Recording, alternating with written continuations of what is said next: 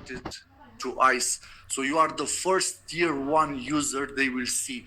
So that's the reason why multiple users are actually seeing your name there, because you are the one that actually invited them. They registered through your nickname. Yeah, I hope I answered all of your questions. All right, let me ask my question. Will our mining rewards from referrals be transferred directly to our mainnet wallet after KYC, or do we need to wait for our referrals to complete KYC first?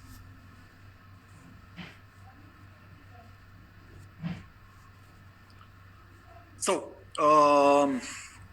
first of all, when we are doing the mainnet transfer,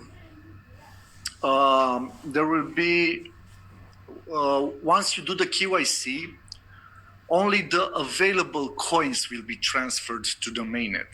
What this means is that if you pass through KYC, then only the coins that you made under your nickname will be available. If another tier 1 from your team passes the KYC, then you will also have access to the coins that you earned from him. And so on. So basically, you get access in phases. You will never get access to all of them at once, because people take time to do the KYC. Some of them fail. That's why we said multiple times that the total amount of ICE will depend at the end of the phase 1, because we believe that not all of the users will actually be able to pass the KYC, because some might try to be fraudulent and so on.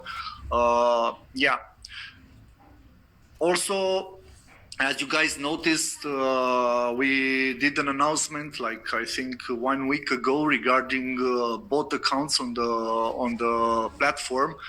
So right now we are actually implementing the phase 1, step 1 of the KYC, which will be face recognition, and you will also need to select the country from which you are from. Basically, once you do the setup, every time you will start a new mining session, you will have to pass the face recognition. So the first account, it's very important when you set it up, it's gonna work only on your face. And it's very important to know that once the phase 1 finishes and the KYC starts for the mainnet, the passports IDs should match also the same image. So you cannot change this later. You cannot come to our support and say that you did not know about this.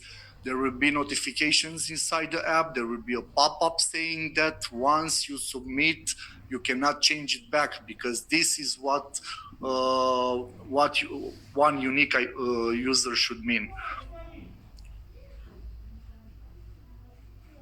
I just muted myself. Right. So that's really great. I mean, this KYC answer was extremely extensive because it's so important to so many people. I can see a lot of KYC questions in the live chat. So yeah, interesting.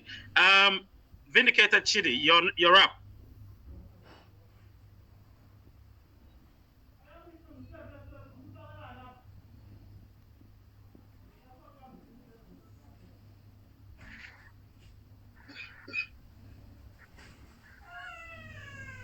Yeah, I can hear you. I can hear some sound there, which means you can ask your question.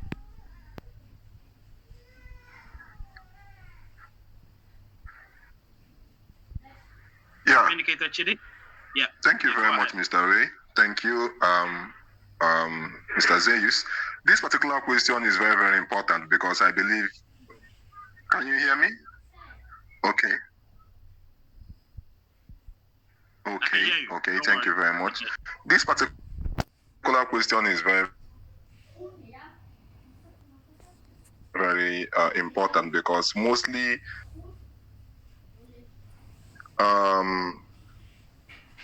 there are many questions. Hello, can you hear me? I've been speaking for the last 1 minute. I don't know. Can you hear me, Mr. Ray?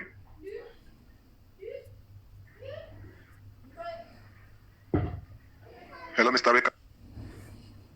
I can hear you. Keep going. Keep going. There's a delay. There's a delay. That's why. So just keep going. Keep going. There's a delay, but keep going. Okay. So So I would like to ask the ICE team, what factors emboldens the ICE network as a new project to compare itself with Pi Network, which has been in development for over 4 to 5 years now? And what are the unique aspects of ICE network? What do they offer that Pi Network doesn't offer? Thank you.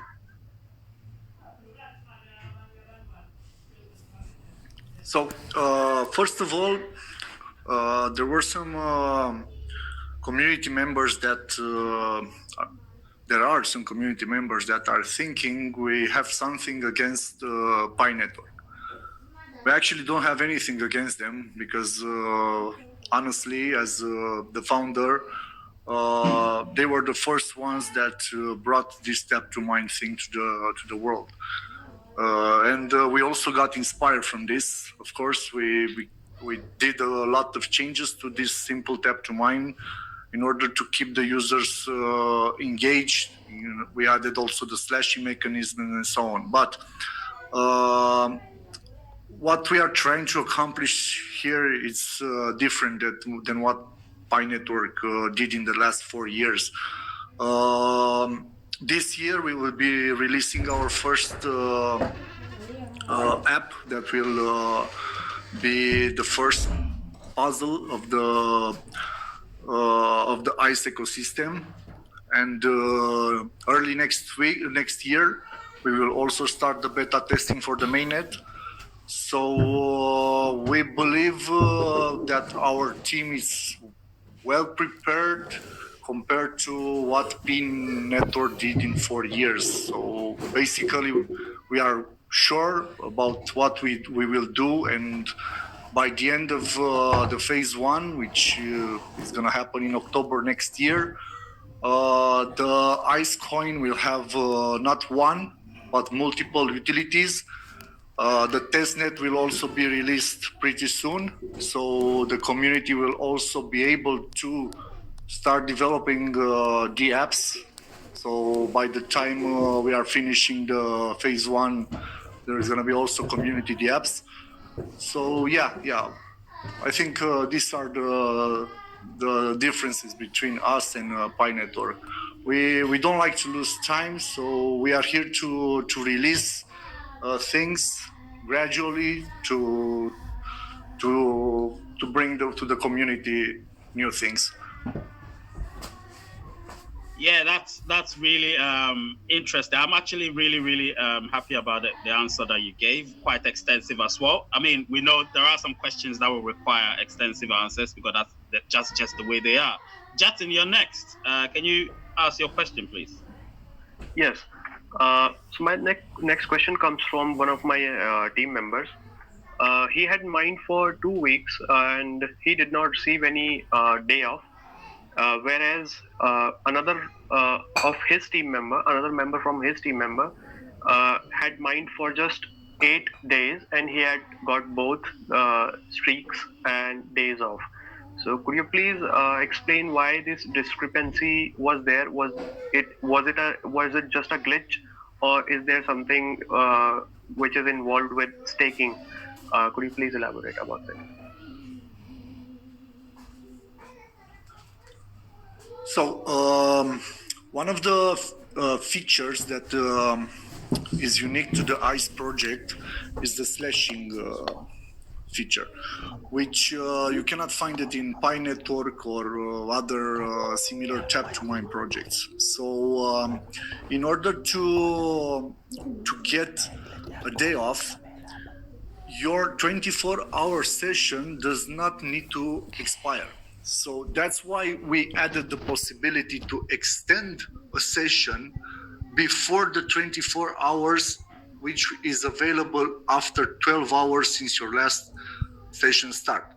So I'm sure that the users that did not got the days off, they are just trying to do tap to mine like they are doing on the Pi network, which is one time per 24 hours. But they are waiting for it, for the button to become blue. Or it will become blue. Actually, it becomes red when you're in a slashing mode. So we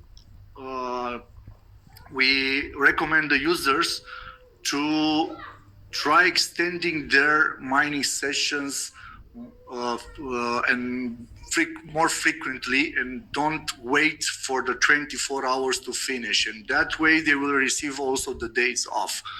Once you have a day off, if your mining session expires, like if 1 minute has passed and it has expired, then automatically the day off will kick in, which will have 24 hours. So this is in order to avoid